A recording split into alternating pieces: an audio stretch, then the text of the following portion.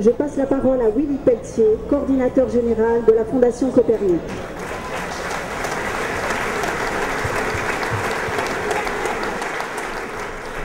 Oui, Jacques le disait tout à l'heure, il y a 53 000 signatures électroniques, mais 50 000 signatures papier. Donc on est à 100 000 signatures déjà. Et des comités locaux se montent partout, se montent partout dans les villes, y compris les plus étonnantes. Mais je dois dire que Marseille, c'est quand même champion de France ce soir, champion de France pour la seconde fois sans doute, mais champion de France du tous ensemble, puisque nous avons, y compris l'UD CFDT 13. C'est extraordinaire, oui, c'est extraordinaire. Et en même temps, c'est pas extraordinaire, c'est simplement à la hauteur de l'enjeu. Car il y a l'ordinaire, les coups bas ordinaires de la droite ordinaire. Et puis il y a, avec cette droite décomplexée, cette droite des Rolex, cette droite du Fouquet's, cette droite du Yacht Club, ce moment qui est un moment rare, qui est un moment qu'on vivra peut-être une seule fois dans notre vie militante, qui est un moment où est en péril une forme de civilisation. Et c'est ce moment que nous n'avons pas le droit de laisser passer et que nous n'avons pas le droit de perdre, comme tu le disais. C'est ce moment où toutes les conquêtes sociales gagnées depuis la résistance risquent d'être supprimées. Car cette réforme des retraites n'est pas une réforme des retraites en plus. On pourrait dire que c'est la réforme des réformes. Elle casse la clé de voûte de la protection sociale. Elle casse la solidarité elle-même. Et si elle passe, tout deviendra marchandise, toute la protection sociale deviendra un marché. Mais auparavant, on voudrait comprendre. On voudrait comprendre comment, alors qu'aujourd'hui, 6 salariés sur 10 ne travaillent plus avant 60 ans, pour cause de chômage, d'invalidité, de retraite, ils ne travaillent même plus à 59 ans, on voudrait comprendre comment les entreprises vont employer jusqu'à 62 ou 63 ans. Cette réforme des retraites, donc, n'est pas simplement une réforme des retraites. Cette réforme des retraites aura 2 effets immédiats. Premier effet, les classes populaires, les femmes, dont les carrières sont de plus en plus discontinues, verront leurs pensions baisser. Deuxième effet, les classes moyennes, les classes aisées s'assureront auprès des assureurs privés. Et donc, cette réforme des retraites ne dit pas son nom. Son nom, c'est Banco pour les assureurs. Son nom, c'est Vive les assurances privées. Son nom, c'est, comme disait Balzac, l'apothéose du coffre-fort. Avec ce gouvernement, on l'aura compris néanmoins, avec ce gouvernement, nous sommes tous coupables. Les accidentés du travail, coupables de leurs indemnités, alors on les taxe. Les chômeurs, coupables de n'être pas au travail, coupables peut-être de leur licenciement boursier bientôt. Alors on les radie. Les jeunes du 9-3, coupables, forcément coupables. On leur envoie comme préfet l'ancien chef du RAID. Les syndicalistes qui défendent leur entreprise, coupables, direction le tribunal. Et on en sait quelque chose ici avec Charles Haro. Et maintenant, on l'apprend, ça neuf, ça vient de tomber. Alors nous sommes coupables de devoir prouver qu'on est usé parce qu'on a travaillé.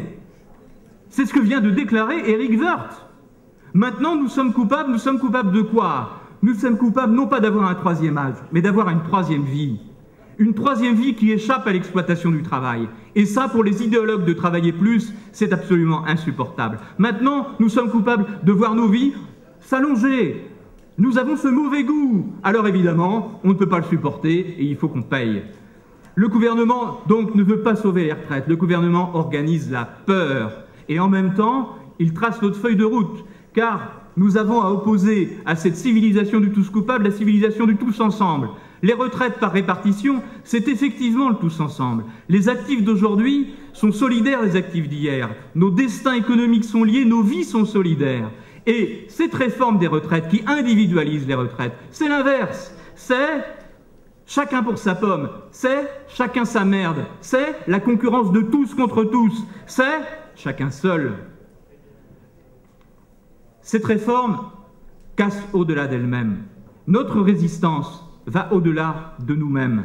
Car la retraite à 60 ans à taux plein a été gagnée par les luttes du passé menées par les militants d'hier.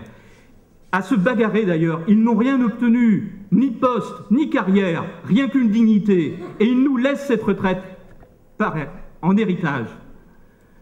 La retraite à 60 ans, c'est les conquêtes de tous les militants communistes d'hier, de tous les militants libertaires d'hier, de tous les militants de la lutte des femmes d'hier, de tous les militants syndicalistes d'hier, de tous les militants socialistes d'hier, quand tous les socialistes étaient encore socialistes et non pas patrons du FMI. Mais ce soir, chacun a à l'esprit, en parlant, en évoquant ces militants d'hier, évidemment, des visages, des voix, des collages, des marchés ensemble, des engueulades parfois, mais c'est pas grave, le bonheur de militer coude à coude. Moi, je pense, parce qu'elle va pas bien, je pense notamment à Odette, 82 ans, licenciée 5 fois, secrétaire, militant CGT, qui à la dernière manif pour les retraites me disait « toujours j'irai en manif parce que c'est ma famille ». Et elle disait « se battre, on n'y peut rien, on n'y peut rien. C'est dans le sang, il est rouge. La civilisation du tous ensemble, ils l'ont faite. La civilisation du tous ensemble, ils l'ont faite. Et ce passé nous oblige.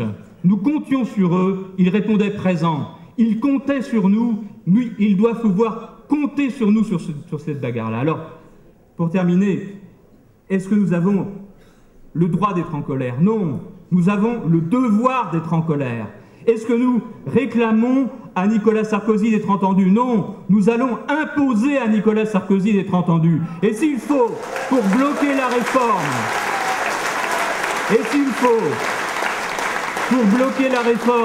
bloquer le pays, nous le bloquerons.